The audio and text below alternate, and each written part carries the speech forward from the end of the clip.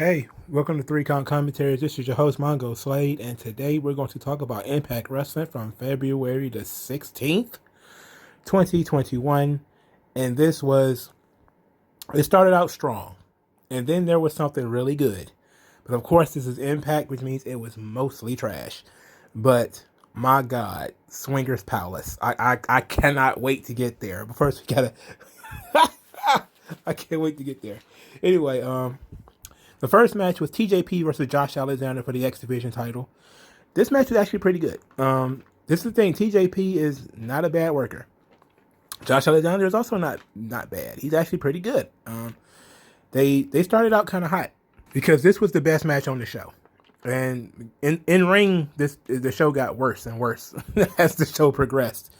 But this was pretty good. These guys work a similar style, except Alexander's a little bit more believable, I think, and TJP's a little bit more spotty. But they worked well together. There was a nice little dramatic false finish on the ankle lock by Alexander. It looked like for a moment that TJP wasn't going to be able to reach the ropes. And then when he pulled him back and put him in the leg lock, I was like, okay, it might actually be over. And then, of course, TJP got to the ropes. But the finish came with the detonation kick plus the Mamba splash on the finish. Very solid match. I enjoyed it. Kind of upset that they took Josh Alexander. He won a number one contenders match literally Saturday night, and then on Tuesday he already lost the title match. So they didn't put any time or any effort into building him up as a contender. They just had him win a single match, get a title shot, and lose. He didn't cut a promo or anything. So I don't understand what was the point. Like, if he's going to be in the X division now, which I don't have a problem with. I think if he's going to be a solo act, he should be in the X division now. Then you should have built him up. He should have been the number one contender. He could have put some time into it.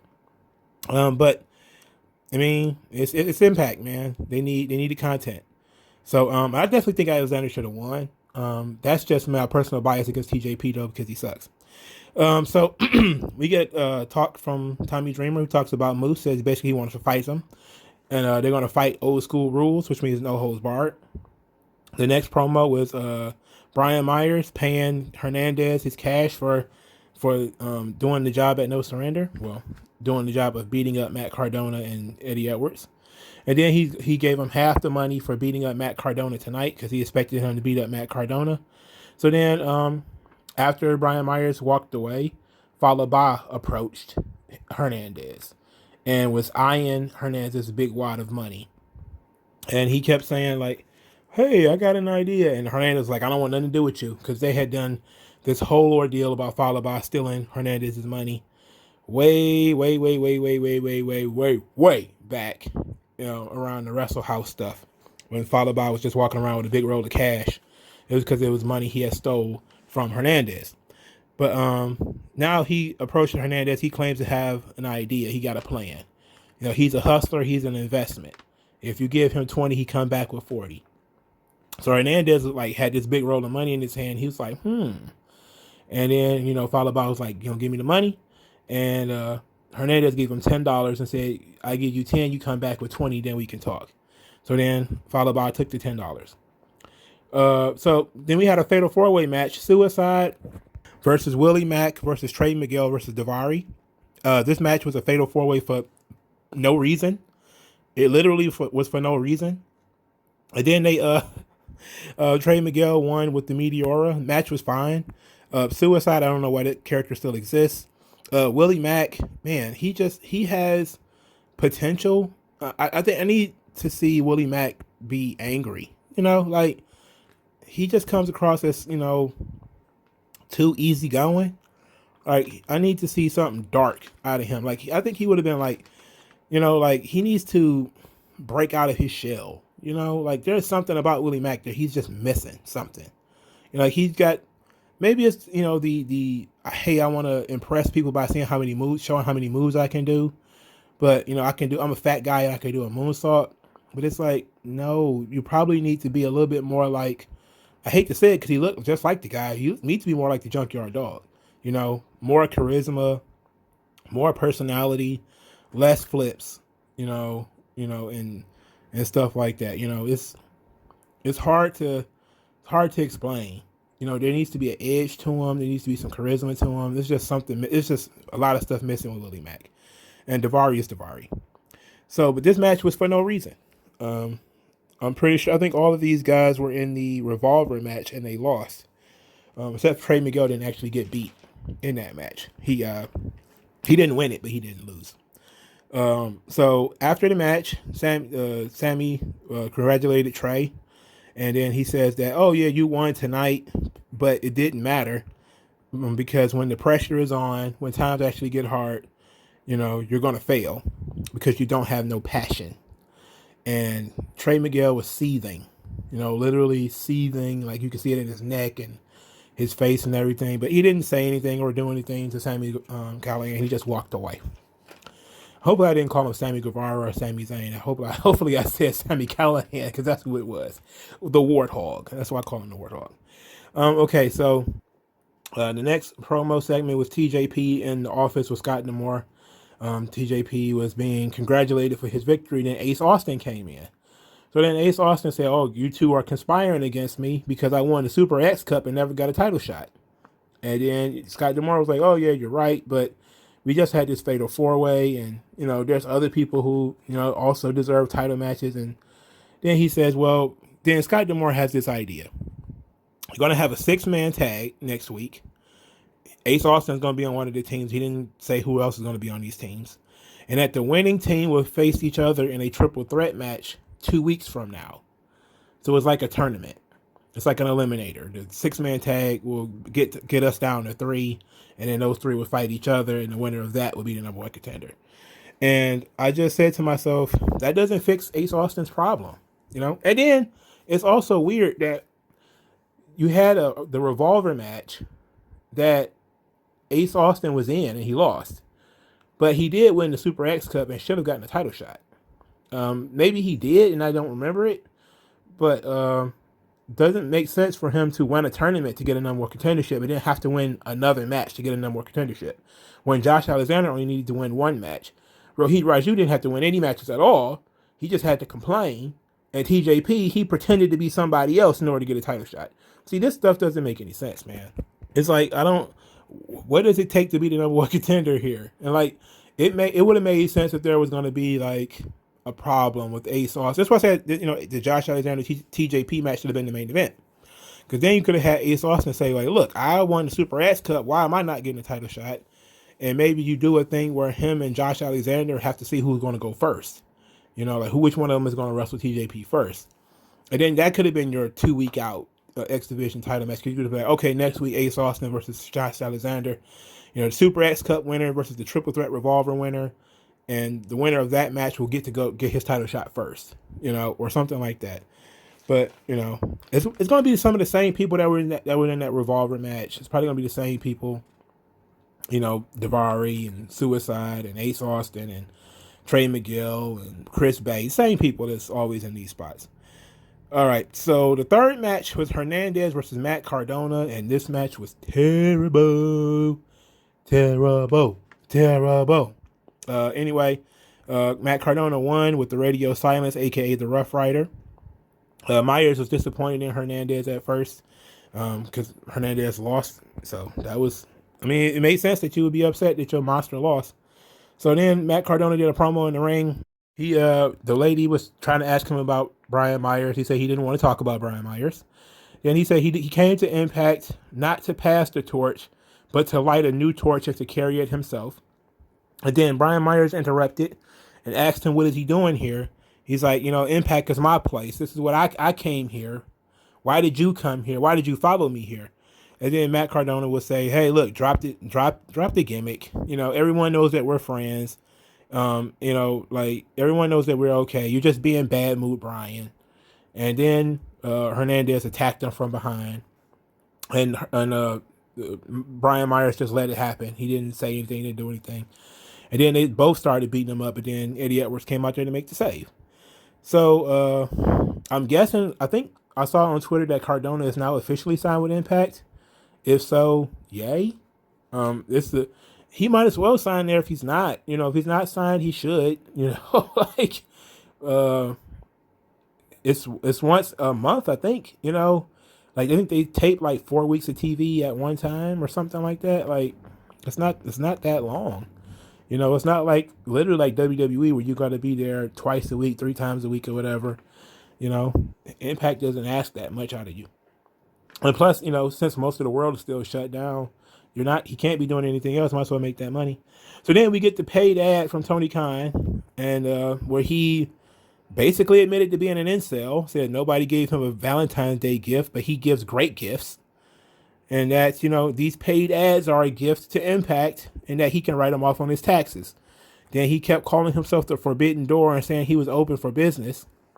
Then him and Tony Schiavone did a weird bit where he asked Tony Schiavone what's his favorite movie. He said The Godfather. He said, "Oh, mine too." He said, Who's your favorite character?" "Michael Corleone." "Mine too." And he says that, "You know who reminds me of Michael Corleone? Eddie Kingston." I'm like, Eddie Kingston? Whatever. Whatever, bro. If you say so, man. Of course they shield Dynamite a lot, but that was painful. It's these Tony Khan ads are painful. Like, I know that he's doing them just for fun, and you know he doesn't want to be an on-screen character, at least not in AEW. But whatever he's trying to do, his Forbidden Door gimmick, that I guess apparently that he's trying to trademark now, even though this was created by Tanahashi, he's trying to trademark it because he's calling himself the Forbidden Door. This is ludicrous, bro. Like, this is ludicrous, bro. And somebody said something to me that I thought was very profound. They said everybody kept talking about how great these crossovers are and how everybody can benefit. And somebody was asked, like, they were like, how did it benefit the NWA? And I was like, forgot all about them. I forgot they was even involved in this shit. Because every couple of weeks you see people clamored for the New Japan thing, right? That's really all they wanted. People completely forgot that the NWA was involved in this shit. And then it's only the NWA women's title, not the world title, not the tag team title, not the TV title. Just the women's belt. So they're not even giving the NWA a full platform, right? Like, why not use Dark for that? You know, like, bring the NWA TV title over and defend that on Dark. The NWA tag team belts, bring those over, defend it on Dark. You know, why not? Give Dark something to, you know, give NWA a platform, give them their champion some reps, and then you could also do some interesting stuff with, you know, I'm not talking about having Nick Aldis wrestle on Dark. That's not what I mean. I'm just talking about, like, get the other champions involved and the other signed talent that the NWA have. But they haven't benefited from this shit at all. And then people are talking about, whoa, Ring of Honor is going to get involved. And, you know, I was kind of sitting here looking like, you know, everybody can't be a part of this shit at once. TNA tried this already. You know, like, that's the ironic thing about them making fun of Impact for being a failure. Impact has done all of this shit already before. They had done things with Noah and New Japan and Ring of Honor and crossovers with PWG and all these other promotions. They've done this shit already. This is AEW ain't doing nothing new. They're not doing anything new. They're just doing it. Maybe it's not even really new for a national TV promotion, because WWE did crossovers with ECW and NWA. So this stuff is not new. It always works the same way. One organization is essentially chum for another one. You know, and I doubt Ring of Honor wants to, you know, bury their talent to do all this stuff. You know, and like I said, New Japan is not going to send anybody who matters to participate in this shit.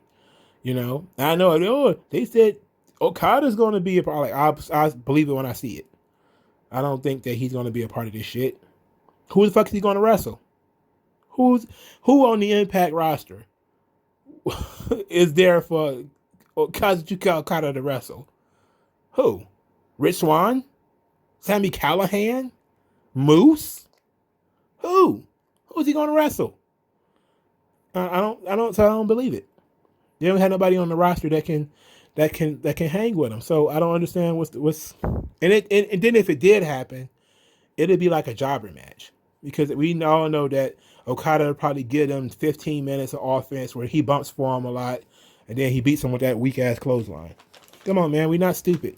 This stuff, they need to focus on their own guys or limit the crossovers to only the important people on the roster.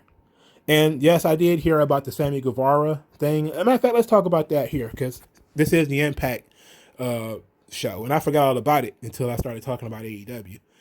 But apparently, Sammy Guevara was supposed to be at these tapings, but then Sammy Guevara didn't like the creative, and he complained to, I believe, Jericho, who then went back to Tony Khan, and he got pulled from the show.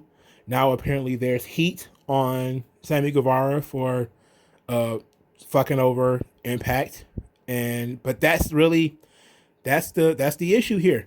You're always going to have the issue of what you are going to like. You're doubling your bosses. If you're a performer, you're going to have more than one boss now.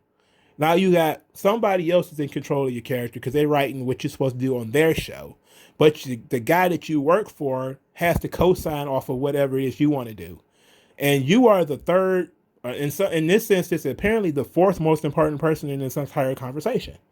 Like, like that's so weird. It's like, you got to go, like Jericho is booking out Sammy Guevara. Like he's like, oh, hey, send Sammy to Impact to do some stuff over there, which is not bad. Sammy could do some real stuff in the X division. If that's what I think that's fine. Sammy Guevara in the X division would be fine. He fits perfectly with the TJPs and the Chris Bays and the Ace Austins. He fits perfectly right there. I could see that could work, and I could see Jericho envisioning that and saying that's what he wanted Sammy Guevara to do. But then, Impact writes some bullshit because they creative is awful. And then Tony Khan don't know a good idea from a bad idea. So he's just like, okay, great. And then Sammy hears about it and like, wait a minute, this is trash, bro. And decides not to do it.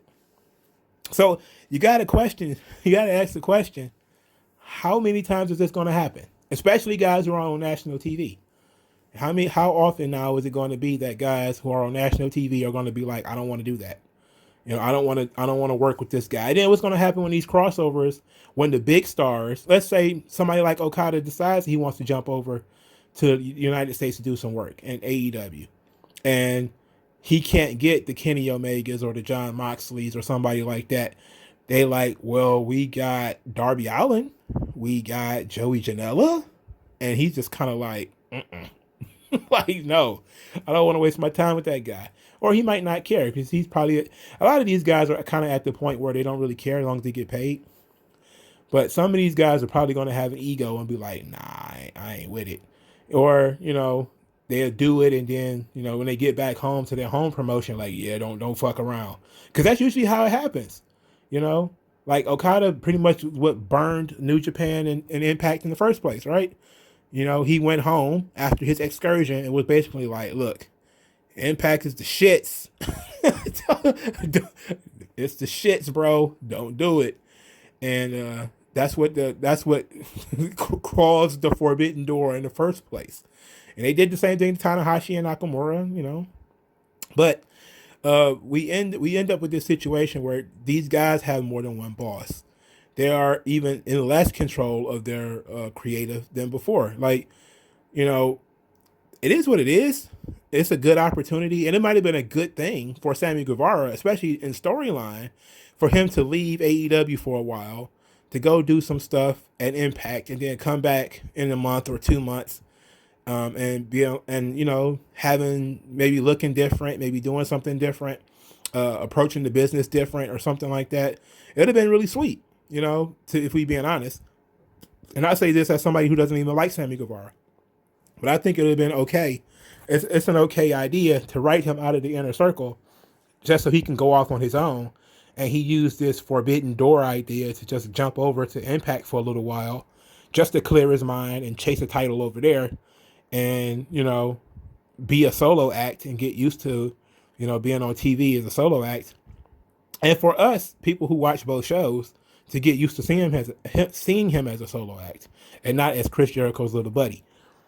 So that would have been fine. But he decided not to do it. I have no problem with him saying no. You know, I think these guys should say no more often. If anything, they have to hear so many bad ideas. This one, of course, has to be so magnificently bad that that he like I can't even function with this one. This is a dude who walked around with a panda bear on his head. He literally walked around with a panda bear on his head for who knows how long, and even he thinks whatever they wanted to do with him was bad. And it's probably talking about having him lose to somebody he didn't want to lose to or something like that. But I'm okay with Sammy Guevara. If he got heat, then oh well. I mean that's part of the job, bro. Like uh, Austin and all those guys, they used to get heat when they didn't want to work with certain people. They didn't care. Like I know Sammy Guevara's not on that level, but that's how you get on that level. You get on that level by protecting your character, by protecting, how you protecting your own business. If they wanted you to go over there and work with Reno Scum and you told them to fuck off, then good. That was the right thing to do. You know, that was absolutely the right thing to do. But I would have to hear what they wanted him to do and all that type of stuff. What was the idea? Because he might have been unreasonable, but I don't see Sammy Guevara. The guy's like 27 or something like that. He's a young guy. I don't see him being unreasonable about what they wanted him to do on TV, unless it was something that was really going to embarrass him or something like that. So back to Impact. So Nevaeh was upset about losing. Havoc was still trying to talk to her and trying to console her. And then Tennille Dashwood shows up and offers to be Havoc's partner. And Nevaeh's like, what's going on here? And she's like, well, Havoc is looking for a new partner. I'm looking for a new partner. We're right here.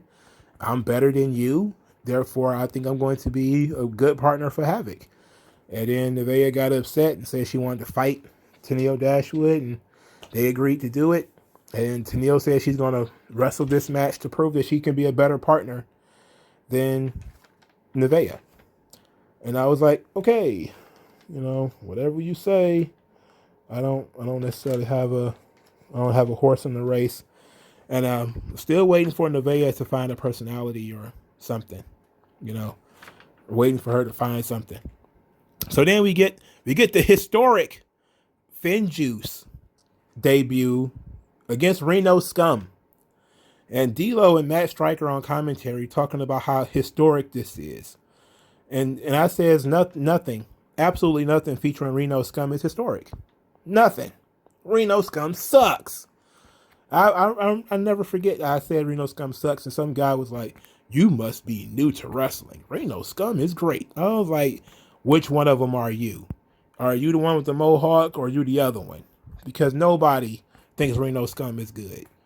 No, everybody thinks they suck. I can't be the only one. Most people probably don't even take time to say that they suck because everyone knows that they suck. It's like talking about the sunshine in Florida. It's like, yeah, we all see it. We all see that they suck. But sometimes you just got to mention it to remind people that Reno Scum is trash. They're basura. They're waste. They're litter. They're garbage. It's ridiculous. Anyway, FinJuice of course won. The match was probably a little too long. They won with the Power and Glory finish, which is the superplex from one side and the frog splash from the other. Even though Power and Glory just used a regular splash, there wasn't a proliferation of frog splashes back then. But Juice Robinson pinned one of those guys from Reno Scum. So the Good Brothers come out to make fun of FinJuice and say, it's our young boys. It's the boys. Our young boys, talking about how much they love young boys. And this is Luke Gallows talking about how much they love young boys. And talk about how, going through the memories of how these young boys used to carry Carl's bags. And how they watched them from the sidelines win the IWGP tag team belts. And said, that was in the past. Like, we could buy you guys a beer. And then they said, they have to buy whatever kind of brand of liquor that the Good Brothers make. They have to buy them some. And then they said, the Good Brothers will buy y'all some drinks. And then Juice Robinson gets on the microphone and said, this ain't 2015 anymore. They ain't young boys anymore. we can drop all that. But they offered to drink. They said, we'll drink with you guys. And then David Finley would say, well, yeah, we'll even buy the first round as long as Carl Anderson doesn't fall asleep before midnight and piss himself. Which, of course, upsets Carl Anderson. And, it was, nah. It was, man. I didn't like the whole, how much we love young boys stuff. I wasn't a fan of that. I know they was trying to be funny, trying to be tongue in cheek. And, but I didn't like that. I didn't like that at all. And then, but what I didn't like even less was Matt Stryker and D'Lo Brown on commentary trying to explain the whole young boys thing. Like, oh, it's the tradition of the business where the boys, the younger wrestlers, would show respect to the older wrestlers, like carrying their bags and making sure they got water. And, that's the way the business used to be. It's not that way anymore. Some people would think, I was like, oh, shut the fuck up, Matt Stryker. Stop it. Come on, man. Nobody ever died because you carried somebody's bags for them. Look, this is the wrestling business, motherfucker. You throwing punches at somebody's head. You got to trust somebody to do a power driver on you. Like, you want me to trust you with my body and my neck, my arms and legs and shit, and you can't carry my bags? Like, what kind of shit is that? And it's not like a permanent residency. It's like, a short amount of time. It is hazing. I'll be the first to say it. And it's fucking fine. It builds camaraderie between the groups. It's the same thing. You see it in sports too. Athletes do the same thing. They make the young boys carry the bags. They make the young boys clean up. They make the young boys do X, Y, and Z. And it's not anything. Now, some of the more vicious shit, I can say, okay, you want to sexually harass them and shit like that. Some of the crazy stuff, like you used to hear, like 80s stories, like in the territories of, young boys being absolutely abused, or some of that old Ring Boy scandal shit. Yeah, nobody's trying to fuck around with anything like that. But you having to, make sure you get a bottle of water, you driving while he gets to sleep, you paying for the hotel room, but he gets to sleep in it, that kind of thing, man. That should be no problem, because you're trying to, one day this guy might have to lay down for you. He might have to trust you with dropping him on his head. He wants to be able to know, like, okay, this is a good kid. He earned his stripes. He looked out for me at some point, and now you look out for him. That's how symbiotic relationships are built. That's how camaraderie is built. I've been through this shit. Like, you see it in internships, right? Like, you somebody's personal assistant.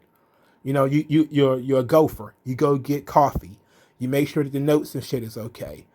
And then that person who you're doing this stuff for, they're imparting wisdom upon you, teaching you the system. They're giving you tricks of the trade and different things. Like, it's not a nothing for something situation, or it's not a, something for nothing situation. Let's put it like that, where you're basically a slave to this person. You're actually learning from them.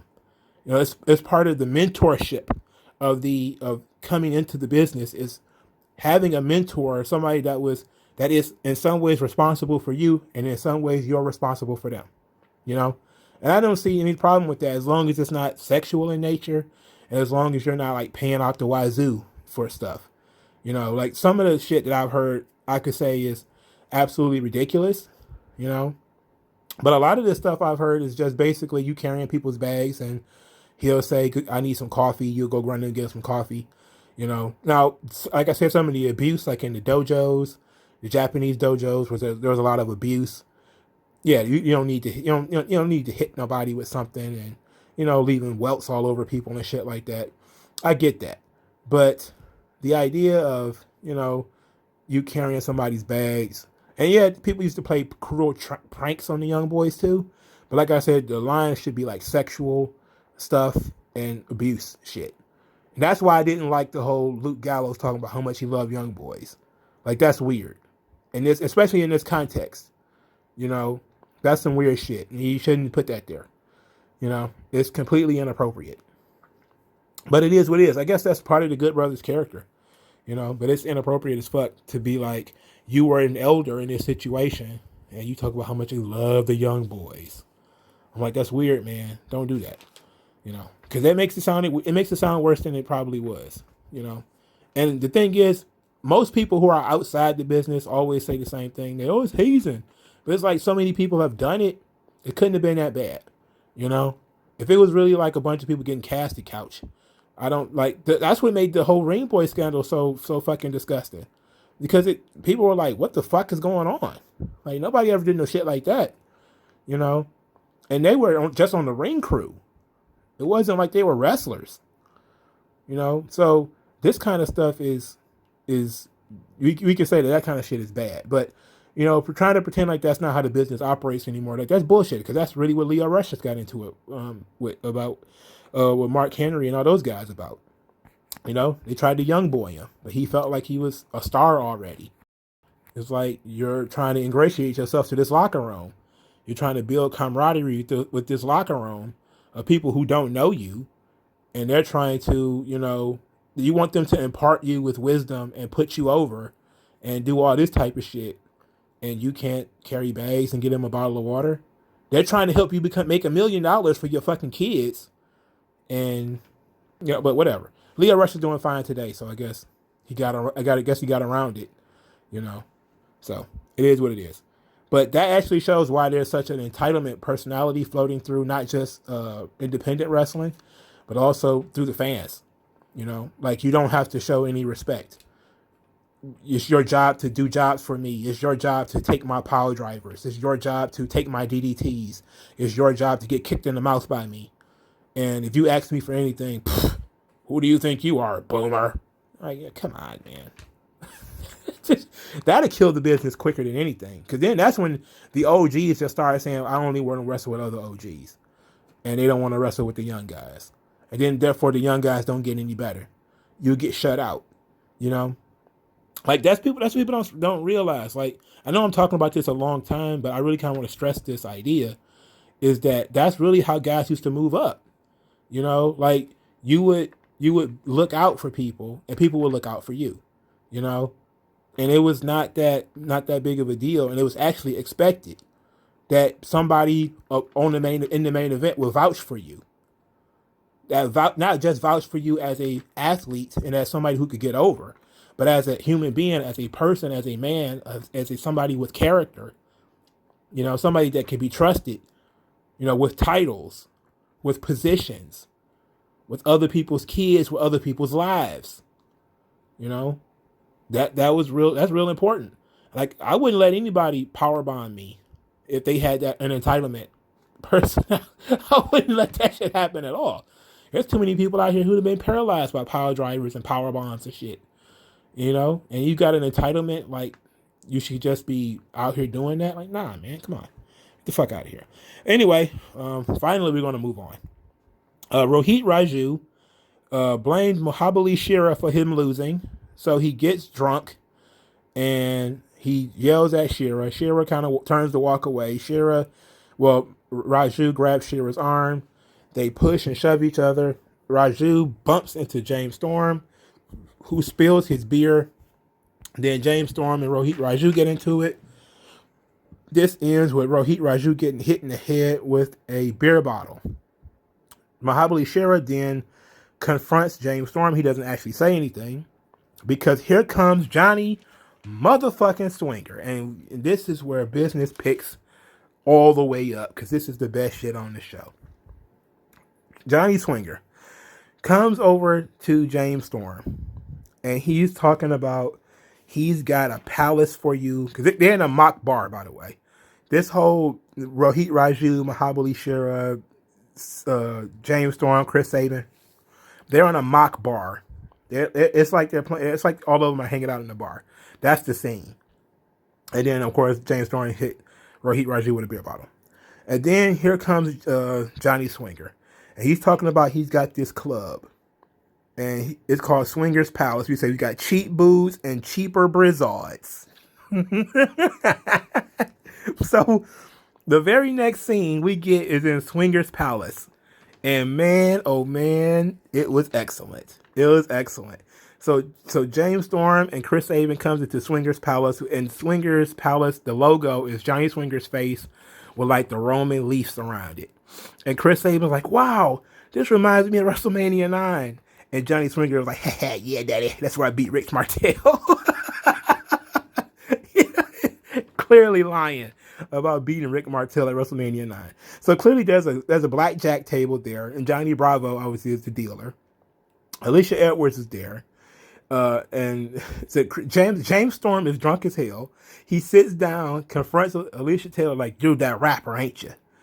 And he's like, "If I spit a beat, you gonna spit something?" And then him and Chris Sabin start beatboxing. And then Alicia Edwards just kind of standing there looking at him. James Storm started rapping.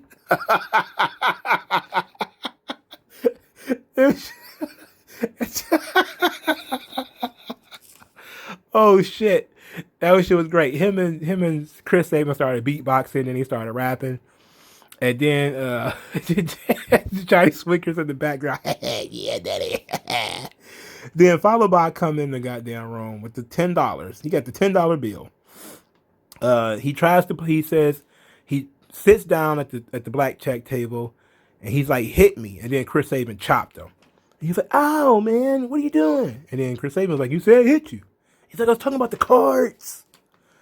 And then he lost the card game. And then he was he lost the $10 that Hernandez just gave him. He's like, "That was my last $10." And then Swinger, Jesus Christ. I don't know if I'm gonna be able to get this one all the way out. He told the Swingerellas to show Fowler by the door and to turn him sideways. He said, "Turn him sideways, daddy." Because he's so fat, he can't fit through the door. Oh, shit. Oh, shit. I had to watch this 3 times, bro. I had to watch this shit 3 times. I could not stop laughing, dog. That shit was so funny. She said that turn that fat motherfucker sideways. God damn. Oh. Okay. All right. So Alicia Edwards is, for some reason, she's hanging out in this club. I don't know why she's hanging out in this club. I don't know why. And then she's like, she's speaking up for Father By. She's like, "Swinger, don't you have a heart? Father By, he's hurting." And then Swinger's like, "You don't know nothing about hurting. You're talking about hurting. Wait till you get crabs from Barb Seeker's girlfriend." I'm like, what? And they was like, yeah. I was like, Chris Sabin was like, "This place rules." Oh my God, I agree. We need to turn Impact into 2 hours of Swingers Palace. That's what I want. I need 2 hours of Swingers Palace. Johnny Swinger telling bad stories, chuckling, rubbing his hands together like an old pimp, and obviously lying about his background. I need that for 2 hours. This was the highlight of the show for me. Just because James Storms was beatboxing. That was funny as shit. Like, the whole thing was ridiculous. And on a show where that it kind of felt like it peaked early, this was very welcome. And Johnny Swinger is really good at comedy. He's really good. He's legitimately the best shit on the show.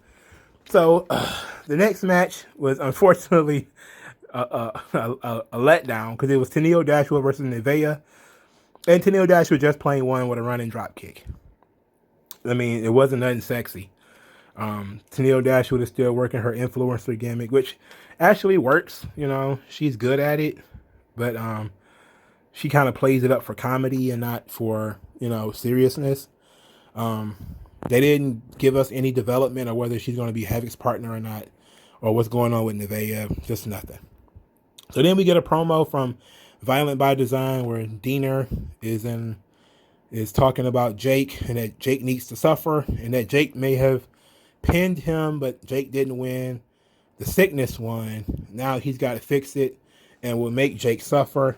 And they're gonna fight in a tables match, and he's gonna beat Jake all alone. And if he doesn't, he's gonna accept the consequences for his actions.